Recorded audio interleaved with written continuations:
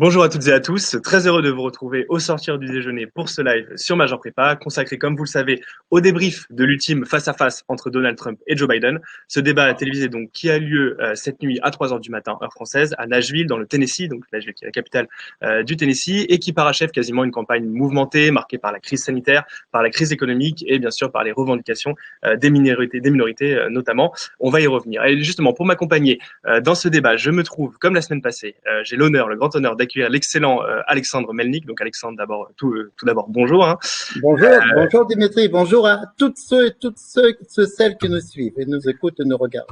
Eh bien voilà, Alexandre, vous êtes donc professeur de géopolitique à ICN Business School, vous êtes conférencier, vous êtes auteur. Je rappelle d'ailleurs à ce titre votre dernier ouvrage, Le monde nous appartient, la géopolitique c'est c'est la vie, pardon, pour le lapsus, paru aux éditions Connaissance et Savoir. Et vous êtes également ancien diplomate et ensemble, donc si vous le voulez bien, nous allons donc commenter et débriefer ce débat donc de la nuit dernière. Alors peut-être d'abord une première question d'ordre préliminaire et qui nous permettra de balayer ensuite l'ensemble des questions. Qui a gagné ce débat? C'est très simple, Dimitri.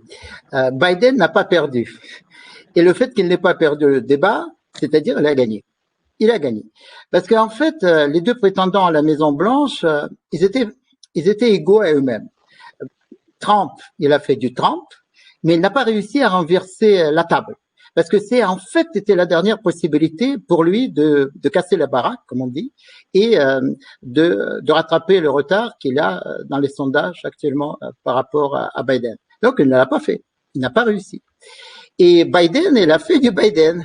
C'est-à-dire, il était un peu pépère, il était un peu flou, il était tranquille, et il s'est pas laissé embarquer dans le jeu de son concurrent, et donc il n'a pas perdu. Il a fait du Biden et il a réussi à ne pas perdre le match. Bah, du coup, je peux vous dire que c'est Biden qui a gagné parce que il s'est présidentialisé encore plus. Il s'achemine encore plus de la Maison Blanche, alors que Trump, lui, il ne se rapproche pas de la Maison Blanche. Il se rapproche de la sortie de la Maison Blanche. Et oui, effectivement, donc Donald Trump qui a joué son va-tout sans grand succès, on va le voir. Alors peut-être, avant de rentrer dans le vif du sujet, un mot également sur la modération, puisque on sait ça a été un point extrêmement important du premier débat, hein, qui s'est plus apparenté à une sorte de cacophonie et d'invective réciproque qu'à un débat clairement intelligible et sur le fond. Cette fois-ci, ça s'est un peu mieux passé. Il faut dire aussi que les micros ont été parfois coupés justement pour permettre aux candidats de s'exprimer. Alors oui, voilà, peut-être un mot également à ce sujet. Bien entendu. C'était un débat beaucoup plus policé, beaucoup plus diplomatique, beaucoup plus audible, intelligible. C'est aussi le mérite de la modératrice, de la journaliste qui avait coupé, comme vous l'avez dit, le micro au début des présentations, mais aussi c'est l'approche de deux protagonistes parce qu'ils ont compris que il faut aller au fond des sujets. Parce que l'agressivité ou la suragressivité, ça peut les desservir. Et donc même Trump, hein, quand on connaît sa personnalité, c'est assez étonnant. Il a mis ce qu'on appelle de l'eau dans son vin. Donc, j'ai même remarqué en détail assez curieux, parce que tout le monde sait qu'il a une chevelure extrêmement flamboyante, orange. Eh bien, cette chevelure a un peu pâli quand même, il est devenu un peu plus neutre. C'est quand même un signe qu'il ne trompe pas. Donc, et Biden, il est resté égal à lui-même, c'est-à-dire le débat portait plus sur le fond des problématiques, et donc c'est la démocratie américaine, évidemment, qui en sort gagnante. D'accord, oui, donc plutôt une bonne chose et justement on va venir sur le fond puisque c'est quand même ce qui nous intéresse le plus et c'est tant mieux justement que le débat se soit déroulé dans ces conditions-là. Alors d'abord bien sûr sur la question du Covid hein, qui a beaucoup structuré le débat. Biden est revenu donc sur les chiffres accablants hein, pour Donald Trump. Encore aujourd'hui, on compte environ 1 millier de morts par jour aux États-Unis. Il a exhorté les Américains à porter un masque. De l'autre côté, on a vu Donald Trump qui a défendu d'une part sa gestion de la crise sanitaire, même si on sait bien que les Américains sont en grande partie un petit peu réticent à accorder que Donald Trump effectivement a géré comme il se doit la crise sanitaire. Il est sorti également voilà une phrase, peut-être une punchline comme on dit de Donald Trump qui dit que le médicament ne doit pas être pire que la maladie et qui a notamment critiqué les gouverneurs démocrates qui ont imposé un confinement en général plus sévère que les gouverneurs républicains. Alors voilà d'un mot, qui a gagné l'argument du Covid selon vous? Ben évidemment, d'un mot, c'est Biden qui a gagné. Parce que, comme je disais déjà, le Covid, c'est quoi? Le Covid, c'est un énorme test planétaire sur l'humanité, sur l'essentiel, sur les fondamentaux de la vie. Et la vie, il faut le rappeler toujours, la vie, c'est une courte parenthèse qui passe très vite entre la naissance et la mort. Et il faut donner du sens à ça. Donc, c'est pour ça que quand je parle du Covid, je ne parle pas de la géopolitique. Il ne s'agit pas de la politique. Il s'agit déjà de la vie et de la mort. Et quelqu'un qui avait complètement sous-estimé ce facteur, Donald Trump, évidemment, il ne peut pas gagner ce combat sur ce terrain existentiel. Il avait déjà perdu. C'est-à-dire, le Covid a démasqué, débusqué les mensonges, les contre-vérités, les fake news de Donald Trump. Donc, c'est pour ça que Donald Trump, évidemment, a perdu déjà ce combat. Il faut toujours rappeler qu'aujourd'hui, quel que soit le pays, quelles que soient les élections, ça se joue sur la gestion, sur l'attitude par rapport au Covid. Donc, c'est quelque chose d'essentiel, de fondamental aujourd'hui. Et sous-estimer ce fléau qui s'est abattu sur nous tous, sur l'humanité tout entière, c'est une erreur stratégique. Mais je dis encore que c'est pas une erreur stratégique politique ou géopolitique, c'est-à-dire c'est une erreur existentielle. Et ça pardonne pas. Alors, d'un autre côté, on voit quand même une Amérique exsangue avec un taux de chômage qui a explosé, une économie qui est à la peine. Est-ce que l'argument de Donald Trump qui consiste à dire continuer à combattre trop fort entre guillemets le Covid, c'est aussi entraver l'économie américaine, est-ce que c'est un argument qui est audible aujourd'hui? Non, il faut trouver évidemment la synthèse entre la gestion de la pandémie, c'est-à-dire notre combat pour la vie, tous azimuts, dans tous les domaines, pour la vie, et aussi le sauvetage de l'économie. Ça, c'est une ligne de crête extrêmement ténue à laquelle sont confrontés tous les dirigeants du monde, y compris en France, dans tous les pays du monde, je répète.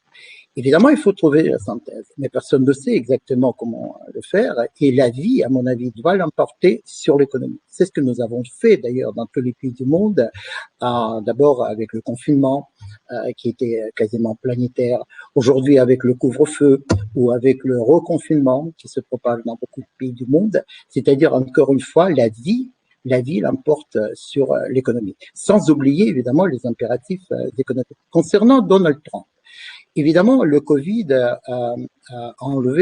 lui a enlevé son argument. Je dirais le seul possible, valable, crédible argument qui pouvait porter sur la bonne santé de l'économie américaine. Mais tout ça, c'était avant. Tout ça, c'était avant le Covid.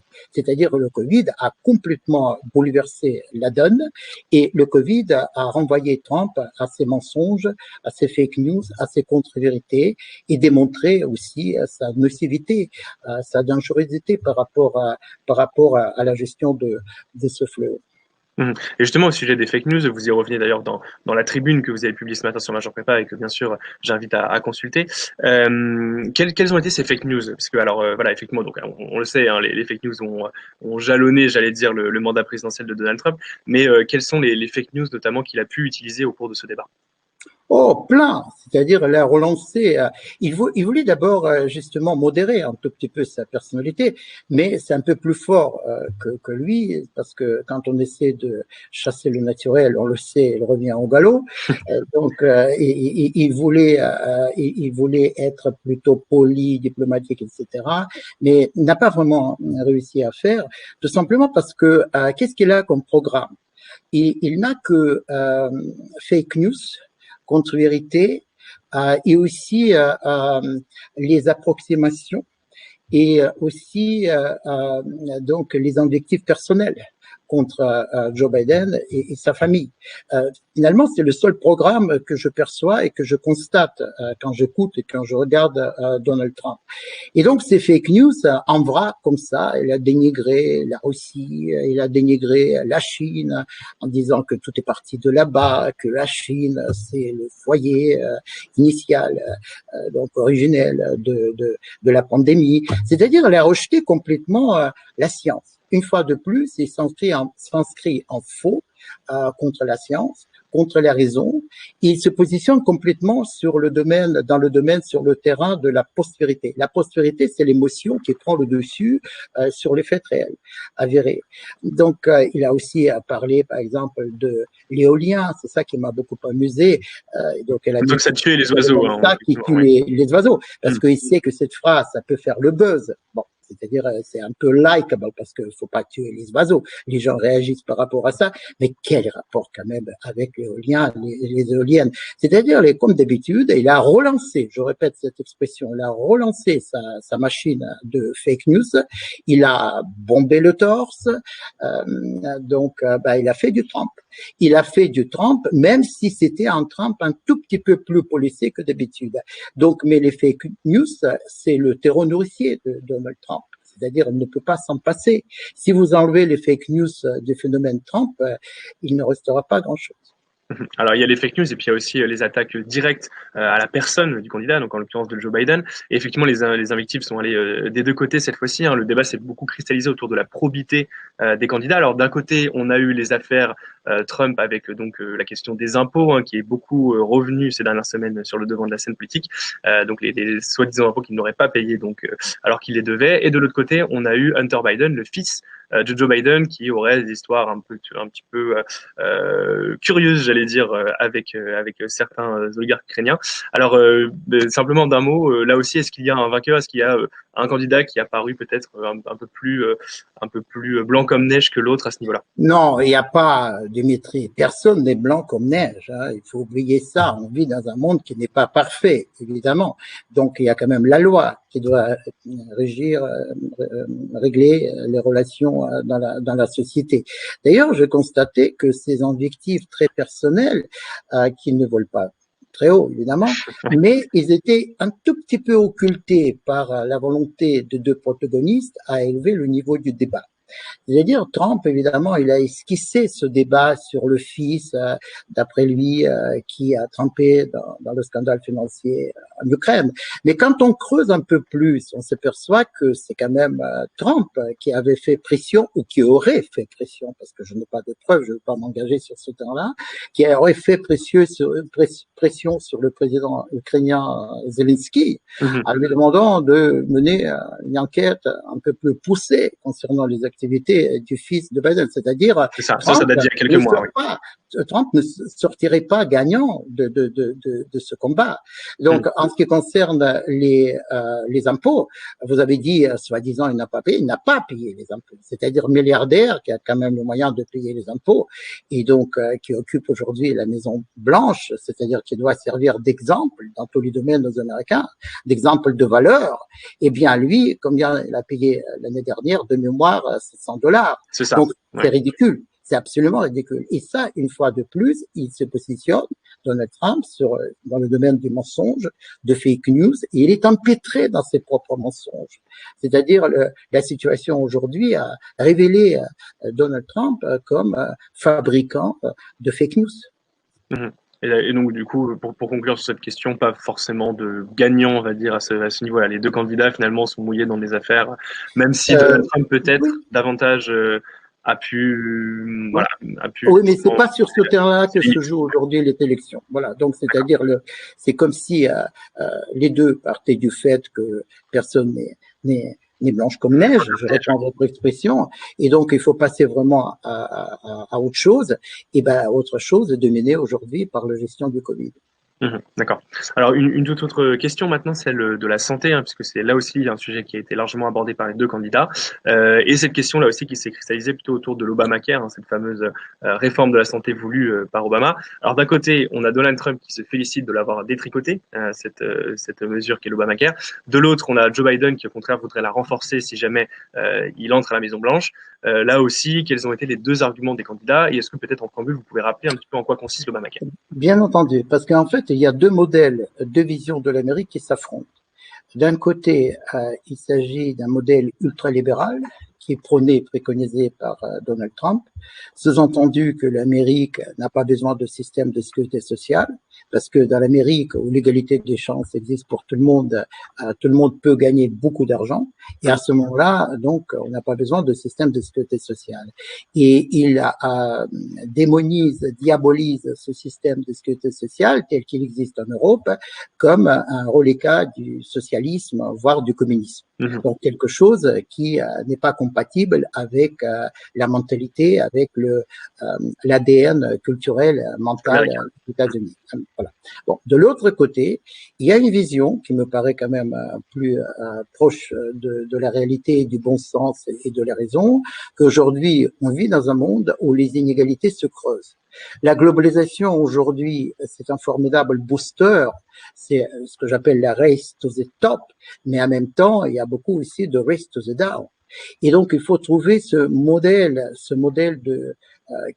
de la justice sociale qui peut permettre à ceux qui n'arrivent pas à bénéficier, à profiter de la globalisation en cours et leur permettre aussi, leur donner la seconde chance et vivre de façon convenable. Et là, justement, l'Europe et sans doute en premier lieu la France pourrait servir d'exemple. Parce que ce système de sécurité sociale qui avait été bâti en France juste après la dernière guerre mondiale, c'est-à-dire dans les années 1940, pendant les 30 glorieuses, était bâti sur le principe très simple, libérer l'être humain de besoins de base. C'est-à-dire permettre à chacun vivre convenablement et vivre ensemble dans la société que nous bâtissons ensemble, c'est-à-dire créer cet esprit d'équipe. En anglais, c'est team spirit. Donc, ce team spirit est absolument indispensable pour que l'Amérique redémarre aujourd'hui dans la course à la performance globale. C'est pour ça que Obama, quand il avait esquissé pendant le premier mandat ce système de sécurité sociale, ce système beaucoup plus égalitaire et largement inspiré par le modèle européen, c'est vrai qu'il n'a pas eu le consensus. C'est vrai qu'il y a beaucoup d'Américains qui ont rejeté ça. Et d'ailleurs, cette question avait déjà été un débat, faisait débat pendant la campagne électorale entre Trump et Hillary Clinton. Mais en même temps, si on regarde dans les yeux du monde où nous vivons aujourd'hui, ce système est absolument indispensable. C'est-à-dire, il s'agit de façon conceptuelle, de façon globale, il s'agit de trouver le juste milieu, la bonne synthèse entre la croissance économique et la justice sociale. Donc, c'est exactement la philosophie de ce système Obama qui doit être perfectionné, évidemment, qui doit être développé, évidemment, mais qui ne doit en aucun cas être abandonné. Et justement, ça amène une autre question, c'est là peut-être un petit peu le paradoxe du candidat Trump, c'est que Trump s'adresse justement aux perdants de la mondialisation. C'est d'ailleurs une théorie théorisée par François Bourguignon qui expliquait que la mondialisation a permis de limiter les inégalités entre les pays, mais qu'au contraire, elle a augmenté les inégalités intranationales. Et précisément, Trump s'adresse justement à cette Amérique qui se sent justement en marge du phénomène de mondialisation. Ces mêmes perdants de la mondialisation sont aussi ceux qui auraient le plus besoin d'un système de santé. Donc, est-ce qu'il n'y a pas un paradoxe justement à ce niveau-là quant à l'habitude qu'a Trump justement de flatter en permanence son électorat? C'est une erreur de calcul de la part de Donald Trump, parce qu'il ne peut pas flatter son électorat tout en enlevant à cet électorat donc le levier de développement et de progression. Cet électorat de Donald Trump, vous dites les perdants de la mondialisation, j'utilise rarement le terme mondialisation, je préfère le mot holistique, le mot globalisation, globalisation, parce que pour moi la mondialisation c'est quelque chose qui d'abord c'est une traduction française et après ça se réduit seulement au côté business, au côté commerce, etc. Alors que dans ma vision de la globalisation comme interconnexion des places, des gens et des idées, et évidemment, il faut penser à ceux qui n'arrivent pas d'abord à comprendre ce phénomène-là. Et donc, ce phénomène de globalisation, c'est comme l'air que vous respirez. C'est-à-dire, aujourd'hui, vous pouvez pas vous arrêter de respirer. C'est ça, l'instantanéité des interconnexions et des interactions qui se passent dans le monde entier. Mais il faut que ce soit bien expliqué. Et ça, c'est le travail pédagogique qui n'avait jamais été fait par Donald Trump. Et donc, utilise cet argument électoral à des fins complètement spéculatives et électoralistes, donc pour tirer tout simplement profit de ces gens qui ne comprennent pas le monde dans lequel ils vivent, parce que peut-être il manque un tout petit peu d'éducation, mais tout est possible. Si on revient vers l'Amérique qui propose l'égalité des chances, tout le monde pourrait aujourd'hui, avec quelques clics, accéder à une meilleure vision, à une meilleure compréhension, le monde dans lequel nous vivons. Et ce que je reproche à Donald Trump, au lieu d'ouvrir cette nouvelle horizon, au lieu de renouer avec l'impératif de sécurité sociale, l'impératif de justice sociale, il coince, il verrouille son pays dans une sorte d'impasse qui est extrêmement préjudiciable d'abord pour son propre électorat. Mmh. Alors un tout autre sujet maintenant, hein, celui de la question raciale, hein, qui là aussi a été extrêmement prépondérante, hein, pendant toute la campagne. Trump a déclaré être l'homme le moins raciste de la salle. Donc voilà, il nous a fait du Trump, comme vous le disiez un petit peu en préambule à ce niveau-là. Et plus largement, il a largement justement défendu son bilan en expliquant que c'était sans doute le président de ces dernières décennies qui avait fait le plus pour la communauté noire. Simplement, que retenir du débat cette fois-ci à l'aune de la question raciale? Ben, une fois de plus, c'est la machine de fake news qui s'emballe. La machine de fake news, la raison d'être de Donald Trump qui s'emballe.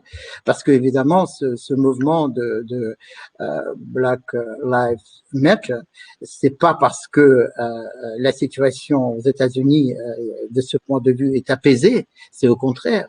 La situation aujourd'hui est complètement antagonisée, hystérisée.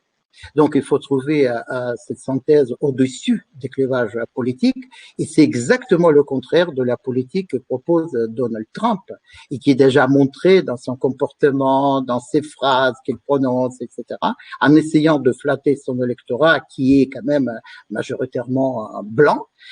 Donc, ces phrases qui sont extrêmement insultantes, humainement insultantes, pour ceux et celles qui avaient fait d'une certaine façon l'Amérique, qui avaient fait ce trésor, ce pays miracle, c'est-à-dire des immigrés de Ellis Island à la fin du 19e siècle, le début du 20e, qui venaient de tous les pays du monde, qui avaient toutes les couleurs de peau et qui se sont justement forgés dans cet ensemble qui s'appelle le peuple américain qui réussit ce miracle de devenir en quelques années le pays le plus puissant du monde, alors que quelques décennies avant, ce pays n'existait même pas.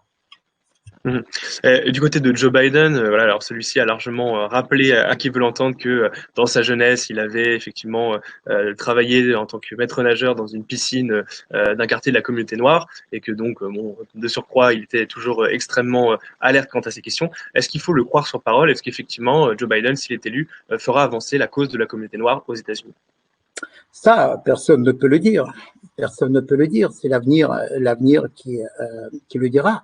Mais quand je dis que Trump a fait du Trump et Biden a fait du Biden, je dis aussi qu'il a mené ce débat, pour revenir à ce débat de cette nuit, ma nuit, parce que je regardais ce débat était très court, était blanche, eh bien, elle a fait du Biden, c'est-à-dire elle a mené ce débat comme il mène sa campagne, c'est-à-dire débat pépère et campagne pépère, c'est-à-dire tranquille, apaisé. Et déjà apaisé aujourd'hui, l'Amérique, c'est une énorme performance, c'est une sacrée performance. Après 4 ans de désastre, d'aberration, d'errance, de clivage, ce pays aujourd'hui est au seuil d'une guerre civile. Donc ce pays doit être réconcilié. Et les deux piliers de la stratégie, si je veux dire, parce qu'on en a déjà évoqué cette question, il n'y a pas vraiment de programme bien structuré et clair de Biden. Mais enfin, il y a quand même deux piliers qui se dessinent, c'est-à-dire l'apaisement et la réconciliation. Et réconciliation de ce pays avec ses propres fondamentaux. Ouvrir, ou je dirais plutôt de façon plus prudente, entrouvrir la voie aux nouvelles générations politiques aux États-Unis et en même temps renouer avec les fondamentaux de ce pays-là, la genèse de ce pays-là qui était bâtie par les pères fondateurs, parmi lesquels il y a George Washington, parmi lesquels il y a Thomas Jefferson.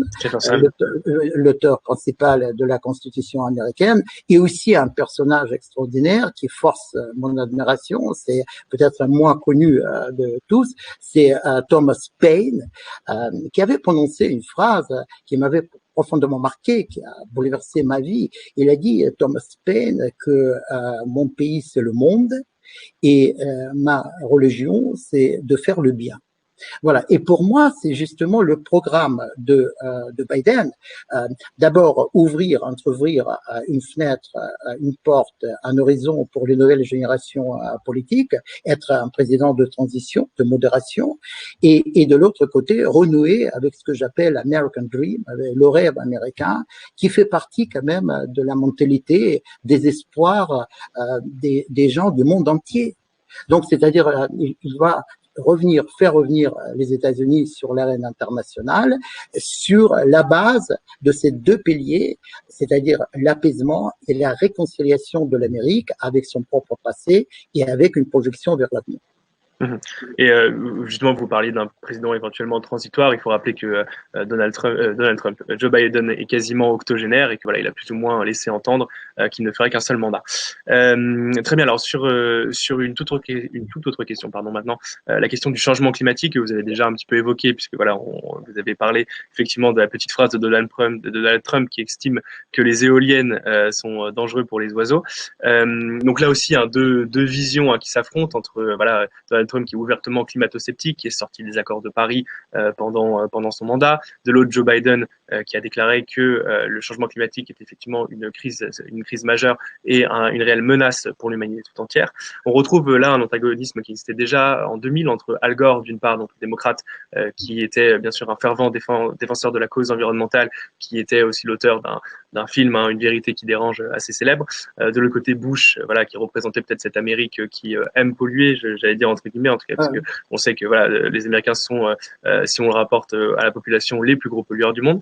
Voilà, on retrouve donc cet antagonisme. Est-ce que ça peut jouer des tours justement cette position à Joe Biden de défendre la cause environnementale face à un Donald Trump qui dit ouvertement que l'économie doit primer sur cette question environnementale? Dimitri, vous avez très bien positionné la problématique, mais vous avez oublié une chose, que le monde change. Et le monde change à une vitesse vertigineuse.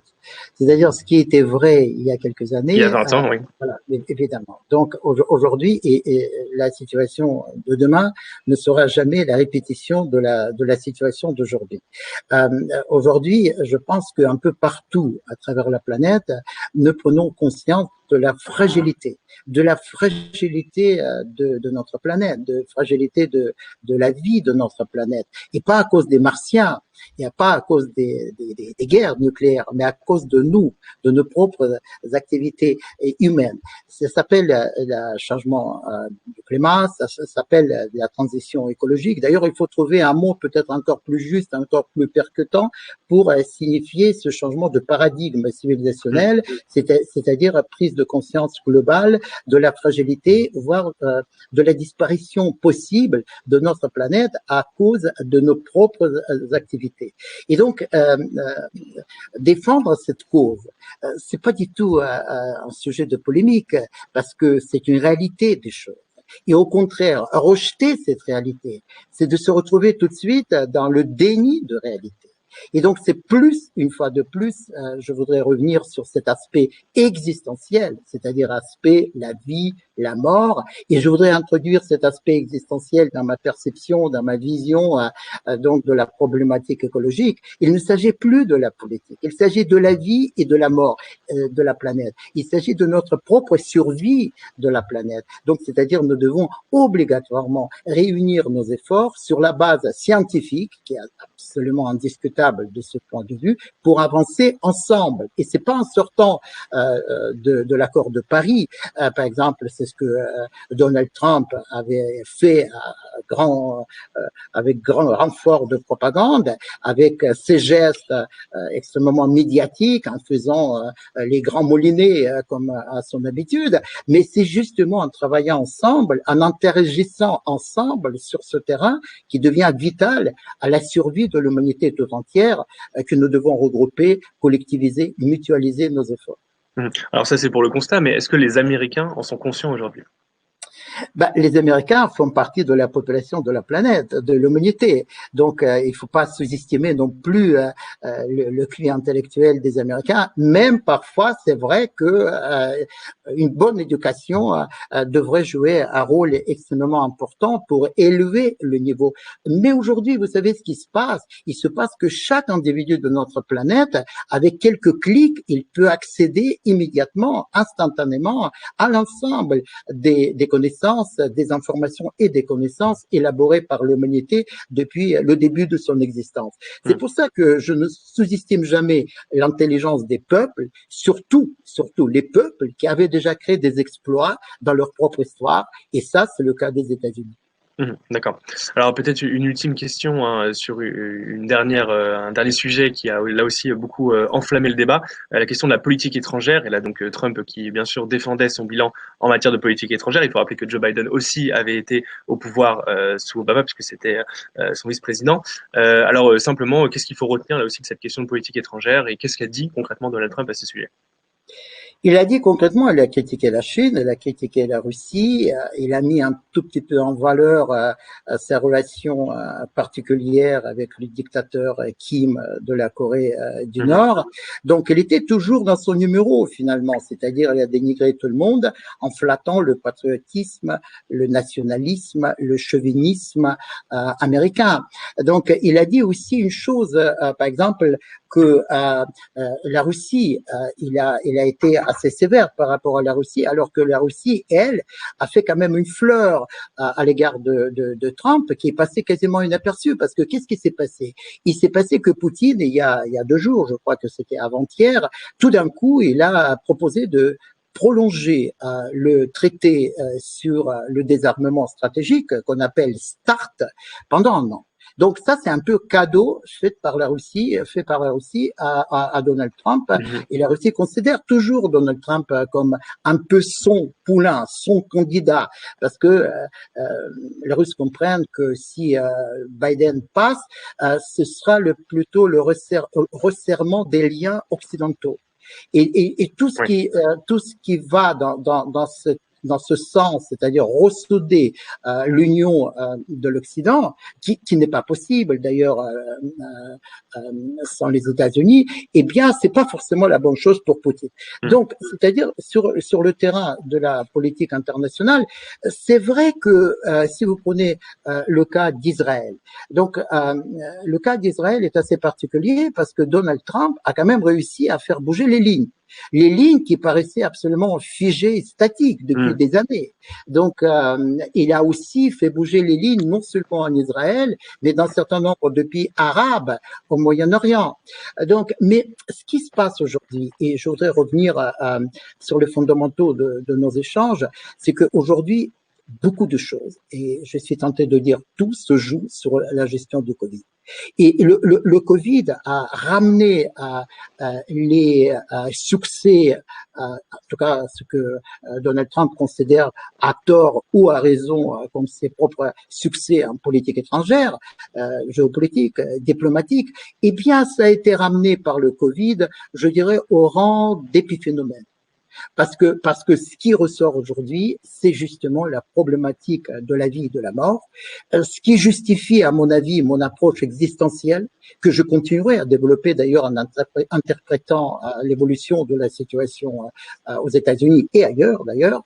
Donc, parce que pour moi, la géopolitique, comme sans doute nos auditeurs savent déjà, c'est pas seulement les calculs froids, c'est pas seulement les sondages, c'est pas seulement les statistiques, mais c'est surtout les fondamentaux, l'interrogation sur les fondamentaux de la vie. Et donc, le Covid, c'est un vrai test qui concerne nous tous, le test de l'humanité et le test sur l'humanité. Et de l'autre côté, donc on a Joe Biden, hein, donc même si quand il faisait des affaires, c'était déjà il y a un petit bout de temps. Qu'est-ce qui ressort aussi de son intervention vis-à-vis de la politique étrangère? Est-ce que notamment un rapprochement avec l'Europe, puisque vous l'avez rappelé, hein, l'objectif de Vladimir Poutine est bien sûr de fissurer l'Occident. Est-ce qu'un rapprochement avec l'Europe est envisageable sous l'édige de Joe Biden? Non seulement Dimitri, envisageable, mais indispensable. C'est-à-dire, si la civilisation occidentale se fissure, Donc, l'Occident risque de sortir de l'histoire dans le monde global et interdépendant du XXIe siècle. Il y a eu des civilisations qui ont disparu au fil de l'histoire. C'est-à-dire, aujourd'hui, nous devons ressouder les liens entre les pays qui sont attachés aux mêmes valeurs. Et je voudrais bien rappeler à nos auditeurs qui sont vraiment les valeurs qui unissent les Occidentaux. D'abord, c'est la liberté individuelle. La liberté individuelle qui est non négociable. Ensuite, c'est la loi. La loi, ce sont les règles du jeu écrites, explicites, claires et communes à tout le monde. Ensuite, c'est la dignité humaine. Ensuite, c'est la démocratie en tant que régime politique qui a besoin aujourd'hui d'être remodelé et de réinitialisé. Eh bien, aujourd'hui, je reviens sur votre question, cette politique européenne, mais je dirais dans un cadre beaucoup plus large, cette politique occidentale est absolument indispensable et s'impose comme impératif de la nouvelle stratégie des États-Unis dans les années à venir. Et très bien, oui, d'accord. Okay. Je pense que ça répond à peu près à l'ensemble des questions que je voulais vous poser aussi par ailleurs. Alors peut-être aussi une dernière question d'ordre conclusif cette fois-ci. Est-ce que cette fois-ci, alors vous l'avez déjà dit la semaine dernière, pour vous la messe est dite et c'est Joe Biden qui devrait l'emporter tout simplement parce que Trump n'a pas su faire face à la crise de Covid qui était le véritable test de cette année 2020 et donc a fortiori de cette campagne présidentielle. Après le débat, puisque visiblement Joe Biden n'a pas perdu, n'a pas gagné, finalement on est dans une espèce de statu quo. Il n'a pas perdu, donc il a gagné. Donc il a gagné, c'est ça, exactement. Est-ce que éventuellement, voilà, on le sait, l'élection c'est le 4 novembre, c'est maintenant dans une dizaine de jours. Est-ce que Donald Trump est encore en mesure de renverser la vapeur? Est-ce qu'il y a véritablement encore des rendez-vous clés qui lui permettront peut-être de renverser la vapeur, ou est-ce que cette fois-ci la messe est dite? Une fois de plus, je dis que l'Amérique, c'est une grande démocratie. Dans la grande démocratie, rien n'est jamais écrit d'avance. Tout est possible. À tous les bouleversements, rebondissements que nous allons suivre, j'espère, d'ici là, et commenter, mettre en perspective, tout est possible. Mais enfin, il y a quand même une certaine logique. Il y a une certaine logique qui se dessine et cette logique, je pourrais formuler en utilisant les mots de ma chronique de ce matin, que Biden, bon, c'est pas peut-être très valorisant pour lui, mais je le dis quand même, Biden, la force molle mais tranquille. Molle mais tranquille. Il s'approche en son rythme. C'est quoi son rythme? Ce qu'on appelle en français le train de sénateur. Enfin, on appelle ça aussi la vitesse d'une tortue. Hein, le train de sénateur, la vitesse d'une tortue. Eh bien, il s'approche en son rythme de l'entrée de la Maison-Blanche. Alors que Trump, lui, toute voile de la haine, toute voile du mensonge dehors, il fonce vers sa propre sortie. Voilà, qui est extrêmement clair. Eh bien, un grand merci, Alexandre Maliny, pour l'ensemble de votre réponse. Merci, Dimitri. On a balayé l'ensemble des sujets. Et puis, bien sûr, j'aurai le plaisir de vous retrouver le 4 novembre au soir, pour débriefer ces fameuses élections. On espère que celles-ci auront bien donné un vainqueur, puisqu'on l'a dit la semaine dernière, tout n'est pas forcément joué à ce niveau-là, dans la mesure où le vote par correspondance pourrait aussi un petit peu entraver, la clarté du résultat. Quoi qu'il en soit, un grand merci à vous, Alexandre, de nous avoir suivis, de nous avoir éclairés plutôt, et un grand merci à vous de nous avoir suivis sur Major Prépa. Si vous voulez peut-être ajouter un dernier mot avant de se quitter. Je voudrais remercier tout le monde. Je voudrais vous remercier pour le pilotage de nos échanges et aussi et surtout peut-être remercier toutes celles et tous ceux qui nous suivent. Et j'espère qu'ils sont déjà nombreuses et qu'ils le seront encore plus. Et bien voilà, comme ça c'est très clair. Un grand merci à vous donc de nous avoir suivis et à très bientôt sur Major Prépa. Très bientôt. Merci. Au revoir.